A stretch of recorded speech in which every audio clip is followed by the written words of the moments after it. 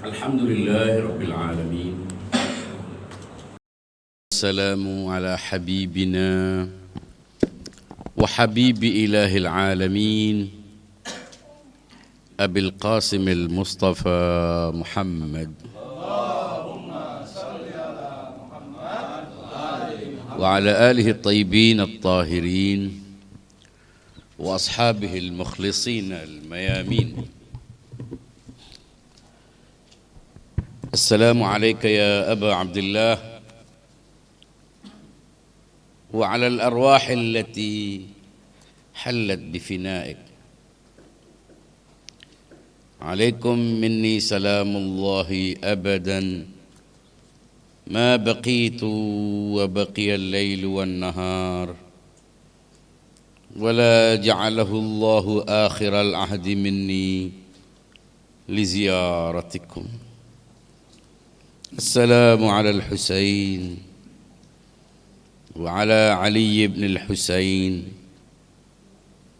وعلى أولاد الحسين وعلى أصحاب الحسين، والسلام عليكم ورحمة الله وبركاته. وعليكم السلام ورحمة الله وبركاته. Ibu-ibu, bapak-bapak, saudara-saudara sekalian yang hadir dalam Majelis Aza Al-Husain, kita semuanya patut bersyukur kehadirat Allah Subhanahu wa taala. Bersyukur atas karunia kesadaran, karunia pengetahuan, karunia kecintaan, atau paling tidak usaha untuk menjadi pecinta dan pengikutnya.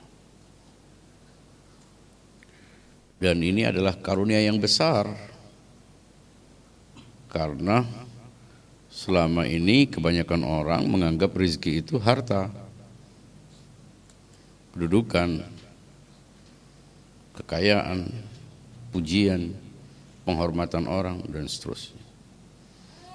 Dan itu adalah karunia rezeki yang rendah. Karunia itu yang paling tinggi adalah karunia yang tidak berbentuk benda. Hanya saja kebanyakan orang seolah tidak percaya ada sesuatu yang lebih mulia dari benda, lebih luas dari benda. Sehingga kebanyakan kita kalau berdoa yang diminta adalah hal-hal yang sifatnya instan, material, duniawi, lebih-lebih meminta ketenangan, keselamatan, dan seterusnya. Yang semuanya itu baik. Semuanya itu adalah sesuatu yang baik, karena itu kita memintanya. Tapi kebaikan, sebagaimana juga rezeki itu bertingkat-tingkat, berlevel-level. Dari rezeki yang tadi itu rendah sampai rezeki yang paling tinggi.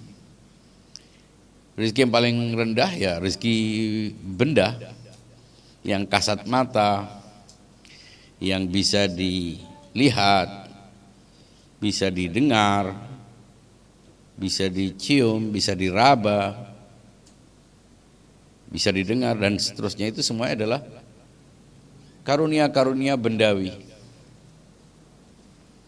Dan yang paling tinggi adalah, yang lebih tinggi daripada rezeki duniawi adalah rezeki maknawi, ukhrawi, ruhani. Tapi kebanyakan orang tidak terlalu mengutamakan itu, tidak peduli terhadap itu. Mengapa? Ya karena kesadarannya tentang realitas ini rendah. Seolah-olah Kehidupan itu hanya ini. Dan karena kehidupan itu hanya yang ada ini, yang dicari, yang diutamakan, yang dinanti-nanti hanya yang ini. Beruntung kita punya kesempatan untuk memperingati Asyura, memperingati malam-malam Asyura. Karena disitulah kita mendapatkan sebuah paradigma baru, kesempatan untuk memahami sebuah definisi baru tentang apa itu rizki, apa itu karunia, apa itu kebaikan, apa itu sesuatu yang, apa itu realitas yang selama ini kita tidak ketahui. Sehingga berkali-kali kita selalu saya mengulang ini. Kalau kita melihat orang-orang betapa sedikit yang mengikuti Imam Husain, itu kan sesuatu yang agak aneh sebetulnya. Ya, Anda pernah melihat di sini ustadz-ustadz yang begitu gegap gempita pengikutnya? Ya, wow. Bukan hanya ustadz, anaknya kiai itu, Gus itu, dihormati itu. Bahkan kadang-kadang benar salah tidak berlaku, dimuliakan. Padahal cuma anaknya kiai, anak ya biasalah, cuma ngerti ngaji. Tapi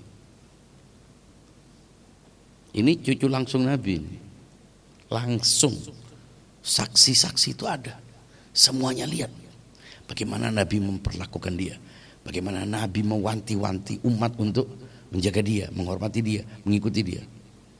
Jadi bukan rumor, saksi mata itu ada semuanya. Kan baru, Nabi baru wafat tahun 62 Hijriah terjadi peristiwa pembantaian di Karbala, sehingga itu terlihat. Tapi lihatlah sedikit, di mana gegap gempita Fathu Makkah yang digambarkan begitu dahsyat. Mana hijrah itu yang katanya kalau kita dengar ceramah-ceramah para ustadz itu, wah begitu kolosal, saling satu masyarakat yang ideal kan gambarannya begitu ya. Para sahabat ini bagus-bagus semua gitu. Tidak ada yang aneh seolah-olah. Kalau kita dengar cerita-cerita di konten-konten di FM itu kan kelihatannya wow, tidak ada yang celah sama sekali. Yang satu karakternya begini, sampai berepisode-episode menceritakan figur-figur. Ya, seolah-olah semuanya itu memang everything is okay. Yang sampai kepada kita juga seolah-olah semuanya baik-baik saja. Ya. Dan karena itu, karena semuanya digambarkan baik-baik saja, ada upaya untuk menyensor. Karena terlalu jelas tragedinya, ya tidak bisa ditutupi. Tapi bagaimana dialihkan dari cerita yatim-yatim Muhammad yang ditembus panah, yang dibantai, dibunuh. Jadi hari raya yatim. Jadi gimana menjadi sama-sama yatimnya? Tapi yang satu merayakan yatim, sehingga seolah-olah ini hari suka, hari gembira, hari pesta, obor-obor. Ya, sama-sama memberikan obor. Itu obor membakar kemah-kemah putri Nabi. Yang ini obor-obor untuk merayakan. Benar-benar ini baru, bukan sesuatu yang bisa yang kontroversial gitu lah. Bisa diperdebatkan gitu. Ada atau tidak ada, itu nyata. Tidak ada yang ikut. Hanya 72 orang. Itu pun perempuan, laki, orang tua, pasangan budak. Tidak populer, tidak viral. Dan kita memang sekarang lagi terkena oleh sebuah penyakit namanya sindrom kehebohan. Heboh. ngawur, pokoknya heboh, banyak yang ikut. Ngaco, banyak yang like. Waras sedikit. Kehebohan. Pokoknya heboh sudah. Makin tidak masuk akal, makin banyak yang ngikuti. Makin rasional, makin logis, makin tidak ada yang mengikuti. Makin waras, makin dianggap tidak waras. Dan itu aktsaruhum lil haqqi karihun. Al-Quran sudah menegaskan, tidak perlu debat ini. Ini bukan persoalan mazhab, bukan persoalan kelompok ini atau kelompok itu. Agama. Aktsarun nas la ya'qilun. Bahkan disebutkan dalam surat Al-Ahzab, innal ladzina yunadunaka min wara'il hujurati aktsaruhum la ya'qilun. Jadi kalau aksar ini ya begini, karena aksar itu manusia itu kalau mau dibagi semua apapun agamanya dibagi menjadi dua. Perilaku dan tindakannya ditentukan oleh dua sistem nilai. Ada yang mengikuti sistem nilai berdasarkan untung dan rugi. Ada sedikit yang menjadikan tolok ukur perbuatannya, tindakannya karena benar atau salah. Kebanyakan manusia parameter sistem nilai yang menentukan perbuatannya untung atau rugi. Dia tidak mau melakukan sesuatu yang tidak untung. Nah, kalau benar dan untung itu berseiring, mau melakukan. Tapi kalau benar tapi tidak untung, tidak mau. Dia akan utamakan untung. Ya. Mengapa? Ya karena keyakinan akan sesuatu di balik benda ini, di balik dunia ini itu samar, tidak jelas. Karena tidak punya pengetahuan tentang itu. Tidak pernah diajarkan tentang adanya realitas yang lebih besar dari sekedar benda-benda ini. Ya. Makanya tidak heran Imam Husain mengajak apa? Mengajak tidak untung. Kalau standarnya untung itu kenyamanan, keamanan, keselamatan, tidak ada. Sama sekali tidak menawarkan sesuatu yang mengikuti selera mainstream. Selera mainstream itu ya seperti yang kita inginkan kalau dalam benak kita. Enak, gampang,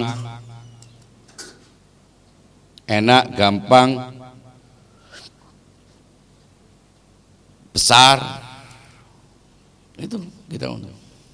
Kalau tidak ada, tidak aman, tidak nyaman, beresiko, matilah, lukalah, sakitlah, berdarah, berkeringat. Waduh, kalau happy boleh, happy. Makanya kita minta selamat. Dulu ada cerita di televisi, di konten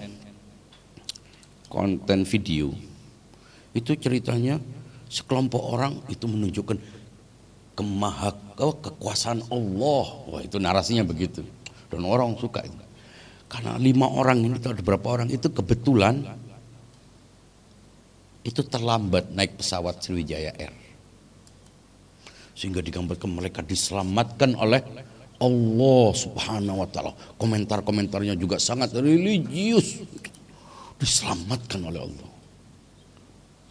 Jadi kalau mati tidak diselamatkan. Sakit itu berarti tidak ya nabi, ya para nabi semua itu tidak diselamatkan kan. Kan dibiarkan mati. Ini logika trotoar ini disukai orang. Loh, kenapa tidak nyelamatkan bayi-bayi yang ada di pesawat itu lebih banyak jumlahnya? Loh, mati hidup ini bukan urusan selamat. Selamat itu proses. Loh, kalau Anda tidak mengikuti proses keselamatan, tidak selamat.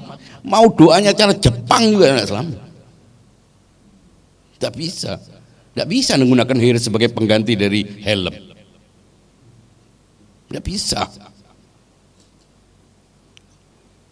Ikuti prosedurnya. Jadi diselamatkan. Imam Husain tidak cari keselamatan. Makanya menurut logika ini konyol. Dan mau orang nutup pintunya, nutup jendela. Orang semua mau coba hidup itu enak, plesir ke Karbala. 1 tiket. Terima kasih. Ayo piknik menuju lembah kematian. Ayo perjalanan merajut Sahara Karbala.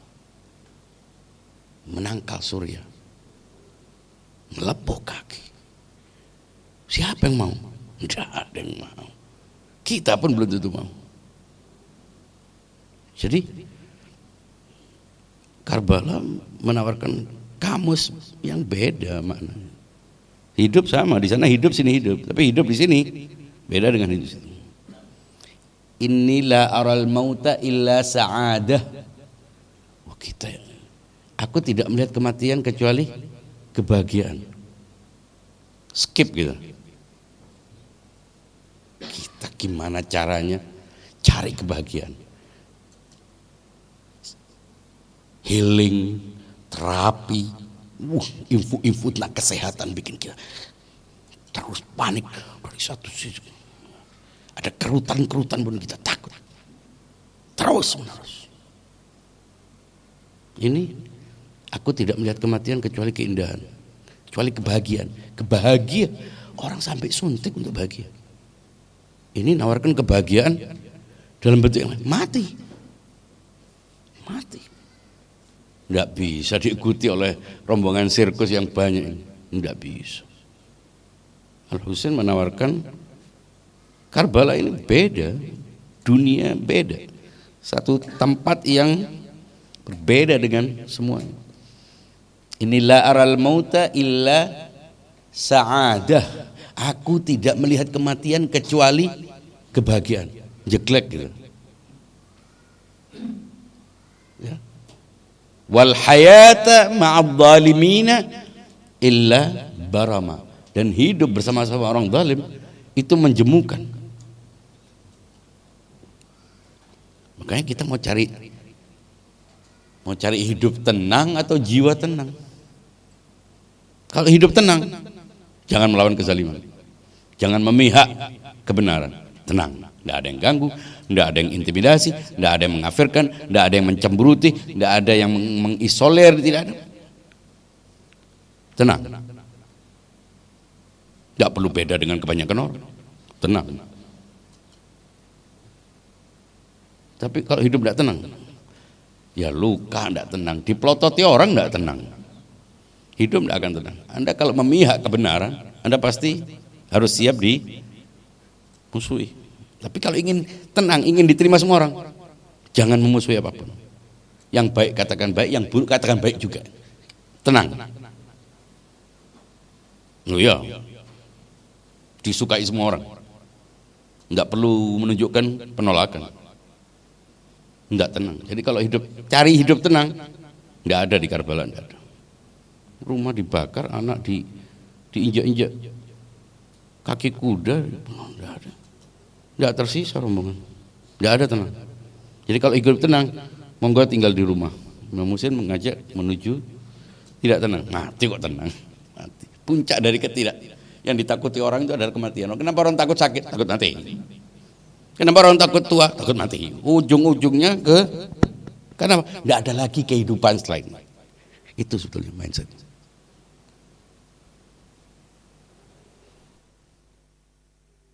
Imam Husain, ayo ikut jalan-jalan kemana? Karbala. Apa? Tombak. Tinggal menunya pilih, tombak, panah, pedang, diinjak-injak, di ini. Oh ini menu-menu tidak populer. It's not good. Mau piknik kemana? Lo piknik fasilitasnya semua sudah di tiket, ini hotel enggak. Hotel kematian. Killing field. ladang pembunuhan. Itu yang ditawarkan Imam. Jadi ya enggak banyak yang ikut, enggak heboh, enggak viral. Viralisme kan sudah masuk ke dalam kehidupan kita. Ya, padahal belum viral. Gara-gara kita menyebut viral, akhirnya jadi viral. Jadi viral. Yang enggak populer itu viral. Yang tidak masuk akal itu viral. Al-Husain enggak viral. Ditutupin. Disebut hari bahagia. Nah, Anda ini adalah orang-orang yang tidak viral. Karena mengikuti sebuah paradigma yang tidak populer, tidak trending topik. Kenapa? Karena Imam Husain berusaha untuk mengajarkan Islam. Islam itu datang untuk menawarkan sebuah gagasan yang memang beda dari sebelumnya. Menawarkan makna hidup, beda makna hidup. Menawarkan makna mati, beda makna mati. Menawarkan sukses. Anda telah sukses. Di rombongan di luar Karbala ini, sukses itu jabatan, harta, karir, posisi. Sukses. Padahal belum, kadang sebagian suksesnya itu menggagalkan orang. Kita kan sering lihat orang jatuh, alhamdulillah. Nunggu orang jatuh dulu baru alhamdulillah. Nunggu lihat ada orang menderita dulu baru syukur aku, rasain dulu aku senang. Aku alhamdulillah enggak seperti itu. Jadi dia perlu melihat contoh-contoh derita baru dia bisa bersyukur. Syukur enggak tulus. Syukur kelas ecek-ecek. Pernah merasakan itu? Lihat orang menderita langsung alhamdulillah. Ya, saya melakukan itu. Anda pasti melakukan itu, enggak usah sungkan-sungkan mengaku itu.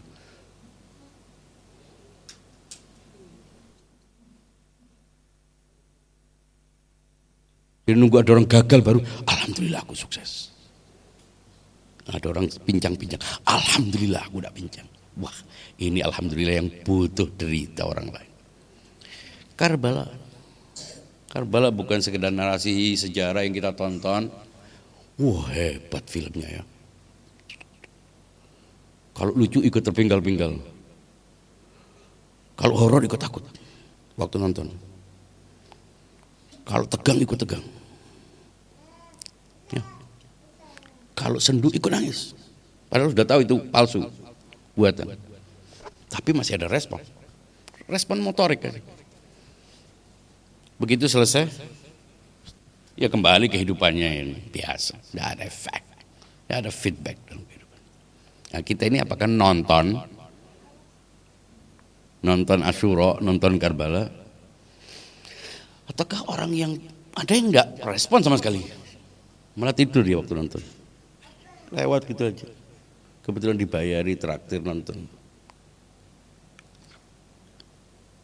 Ada yang respon masih nangis dibawa nangisnya. Ya. Ada yang tidak hanya menangis, tidak hanya merespon, tapi berefek dalam kehidupannya setelah ditutup film. Kita ini haruslah orang-orang yang apa yang kita dengar, apa yang kita simak itu harus berefek. Ini harus menjadi momentum recharging agar perilaku kita menjadi lebih baik. Buat apa meratapi Al-Husain? Itu karena kebenaran, bukan Al-Husainnya. Al-Husain karena kebenaran kita peringati. Rasulullah kita ikuti karena kebenarannya. Makanya dia katakan, kalau agama Muhammad ini butuh tumbal, Mahagus ini, super Habib ini, maju dulu. Anda ngaku Habib, Anda cucu Nabi, nanti dulu di depan. Nabi buktikan itu, Al-Husain buktikan itu. Oh, Anda ngaku punya hubungan sama dia, ya berarti beban Anda lebih. Mati dulu, sebelum yang lain. Karena penghormatan orang itu harus sepadan dengan pengorbanan. Nah, di sini kita belajar. Enggak, Anda karena sudah tidur enak jadi dapat piala, mana ada. Anda dihormati karena jerih payah Anda. Nah itu semuanya menggambarkan kita harus melakukan redefinisi terhadap apapun yang kita pahami selama ini. Loh kalau sama, apa bedakan? Munculnya pengorbanan itu dari mana? Berkorban, itu artinya apa? Ya mengorbankan sesuatu yang kita suka. Loh kalau memberikan pakaian bekas ya memang waktunya dibuang itu, bukan berkorban itu. Bersih-bersih itu namanya. Berkorban itu sesuatu yang kita, makanya dalam Al-Quran wa yut'imuna at-ta'ama ala hubbihi miskinan wa yatiman wa asir. Memberikan sesuatu yang dia butuhkan. Ini berkorban. Loh, siapa yang tidak butuhkan napas? Ya, pilek. Pernah lihat anak sakit kita ikut bingung. Ya. Anak sakit kita bingung. Imam Husain, anaknya sakit, langsung diangkat ke langit. Ya Allah, terima ini hadiah dariku. Allahumma taqabbal hadzal qalil minal qurban. Berlumur darah itu diangkat ke langit. Allahumma taqabbal hadzal qalil. Ini bingkisan kecil-kecilan ini terima ya Allah. Artinya setiap kalimat itu bukan hanya untuk dipasang di status, itu harus refleksi dalam kehidupan kita agar tangguh menghadapi tekanan, agar siap menerima resiko, agar kuat, tidak mengendap-endap baru dipelototi orang, baru tidak diundang di tasyakuran kampung, baru ini perjalanan melintasi negara ini bukan outbound kelas pramuka ini. Melintasi dari Mekah ke Madinah, dari Madinah batas negara lain ke Irak Suriah lagi, perempuan-perempuan melanjutkan tak terbayang. Artinya itu semuanya harus menjadi sumber inspirasi, sumber spirit. Dengan memahami Asyura Karbala, Anda tidak perlu terapi psikologi, tidak perlu self healing, tidak perlu motivasi. Mereka dihadirkan untuk dijadikan contoh, memang. Ya, dijadikan contoh. Makanya kalau kita lihat Al-Quran, wala tahsabanna alladzina, ayat yang sering kita dengar, jangan sekali-kali kau mengira orang-orang yang terbunuh di jalan Allah itu mati. Terbunuh ya matilah, please. Logika mainstream, ya kan? Ya kamu terbunuh.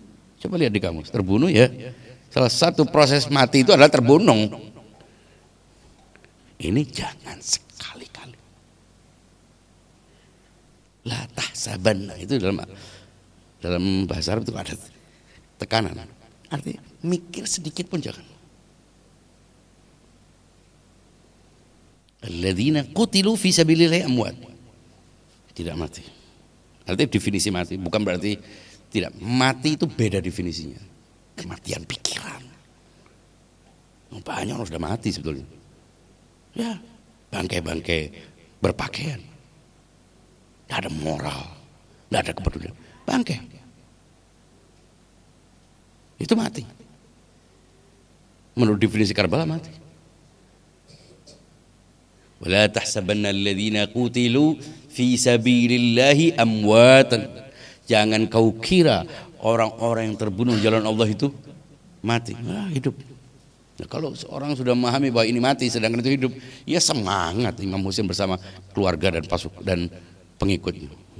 Ada sahabat budak, tidak punya status, tidak terkenal, tidak pernah meriwayatkan hadis, pakai baju, dikasih baju zirah, baju perang, rupanya gerah dia, kelamaan mau ke surga kok harus pakai proses menjelimet. Dia lepas semua, dia maju. Karena definisi hidup dan mati antara Universitas Karbala dan Universitas Hura-Hura ini beda. Beda.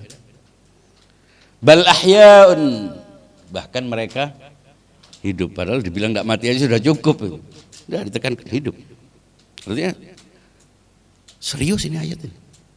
Allah ngomong ingin supaya kita punya makna baru tentang hidup dan mati. Inda rabbihim yurzaqun.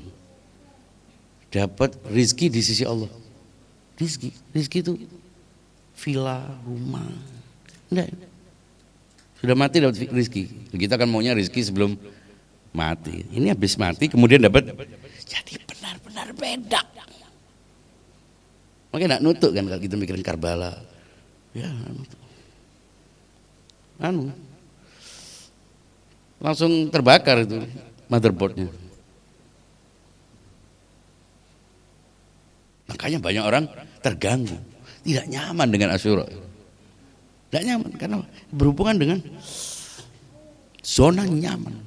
Sudah enak ini, dengarkan itu kok tidak enak. Dia maunya asik, kuasa, dipuji, di ini itu. Nggak Hussein tidak peduli pujian, tidak peduli penghormatan, dia tidak gila dengan itu. Ya. Kenapa? Karena ya sudah memahami, ingin memahamkan orang. Wahai umat Islam, agama ini datang bukan cuma ngajari sholat. Sebelum ngajari sholat, mengajari paradigma, pandangan dunia. Itu justru biosnya. Kalau komputer itu, ini landasan awalnya. Di situ kita percaya pahala, surga, neraka. Kalau enggak, sumber dari semua perbuatan dosa itu enggak percaya akhirat, enggak usah jelimet-jelimet sudah. Ya, Anda kalau percaya ada Tuhan yang maha melihat, seperti CCTV dari semua arah. Allah maha melihat kan gitu. Gusti Allah muatan sari, enak diomongin. Tapi dari semua arah, bersama mau dalam kesendirian dilihat, tidak bisa berbuat apa-apa. Kenapa kita melakukan? Belum tentu, masih belum jelas. Bisa, tapi kalau semuanya serba jelas, tidak mungkin lah. Makanya Imam Ja'far Shadiq bilang, berbuatlah dosa sesukamu tapi jangan di hadapannya. Loh, kalau kita masih belum jelas dia di hadapan kita atau tidak, ya kita bisa melakukan. Karena itu mari kita jadikan narasi-narasi, majelis-majelis azza, majelis Asyura Karbala ini bukan sekedar seremoni seperti nonton film kuno terus ditonton lagi gitu terus selesai. Kalau tidak ada perbaruan berarti ini cuma nonton, hanya penonton, tidak berefek perilaku kita, hubungan kita kepada sesama. Tidak ada yang berubah hanya pakaiannya, yang berubah hanya bacaan-bacaannya, tapi pola pikirnya sama. Sementara yang dituntut kita ini kan sudah mengambil risiko. Kan sudah ambil risiko ke karir, risiko posisi, risiko kenyamanan, risiko keamanan kan sudah tidak akan sama dengan kebanyakan orang. Loh, orang-orang datang untuk asal seneng-seneng. Anda datang untuk berduka, ini aja sudah aneh menurut mainstream. Ya kan kita sudah beberapa langkah kita sudah masuk ke dalam zona itu. Jangan setengah-setengah. Ikuti paradigma kebenaran. Jangan mengikuti keuntungan. Makanya banyak orang, ini saya contohkan, mudah-mudahan tidak mengubah suasana duka ini. Orang setelah saya sholat tahajud ternyata rematik saya itu hilang. Tips sholat khusyuk itu nanti bisa oksigen mulai dia ngaco-ngaco dan itu di-share. Oh berarti mau terapi untuk mengurangi biaya dokter. Mau nge-gym bukan mau sholat. Karena dia harus ada keuntungan. Kalau enggak bisa sholat dia. Bagaimana dia mau sholat? Karena kepatuhan. Oh perlu pengetahuan. Pengetahuan dari mana? Pandangan dunia. Perlu apa? Otak. Perlu logika. Perlu waktu belajar. Enggak bisa cuma duduk-duduk sekedar nyetel YouTube terus selesai. Anda harus serius dengan agama ini. Ini bukan agama mainstream. Ini full AC bisnya. Bukan odong-odong. Serius harus dengan ini. Karena tokoh-tokohnya sudah nyata. Memang direncanakan untuk menjadi agama mengentas manusia dari kebodohan. Dan Asyura harus berefek dalam kehidupan kita. Secara personal maupun komunal. Sadar taklif kita sebagai pribadi. Dan sadar taklif kita sebagai komunitas. Hubungan kita, interpersonal kita dalam rumah tangga, dalam lingkungan kerja, dalam komunitas semata, dalam masyarakat sebangsa. Semuanya ada taklifnya. Jangan kita mundur ke belakang. Persoalan-persoalan yang semestinya tidak terjadi, tidak boleh terjadi lagi. Terjadi di luar Karbala, iya ribut. Omong sana, omong sini, konflik-konflik tidak pantas, itu boleh. Di luar yang mau, sudah mau perjalanan menuju Karbala, masa sikut-sikutan.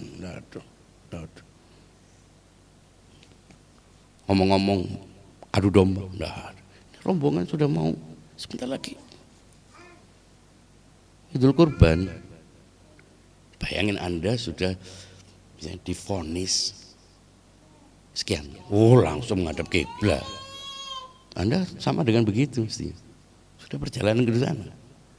Gangguannya sudah ada. Dicecil gangguannya. Terakhir nanti ada gangguan yang paling besar. Makin tinggi pangkatnya makin besar.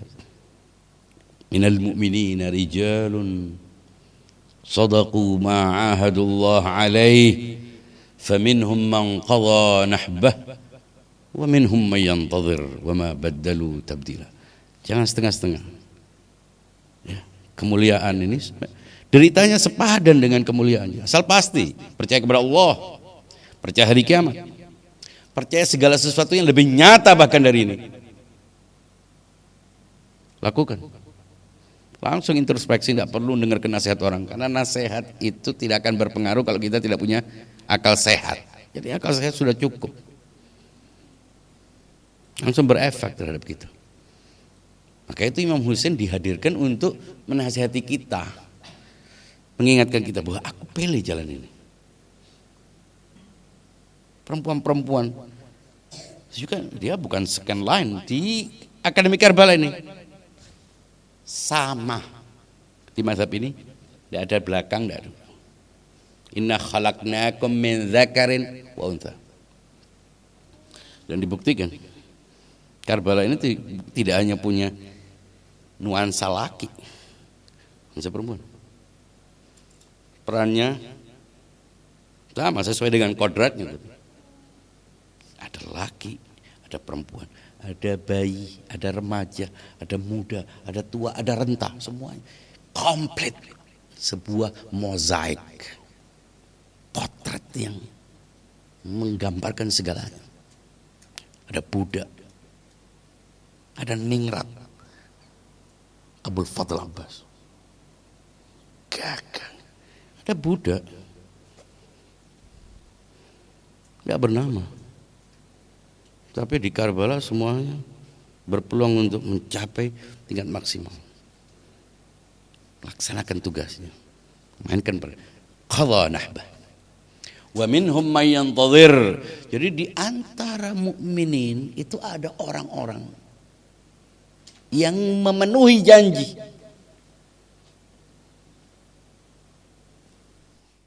Di antara orang yang memenuhi janji itu ada dua. Ada yang memenuhi janjinya dan sampai selesai, tuntas tugasnya. Qadha nahbah.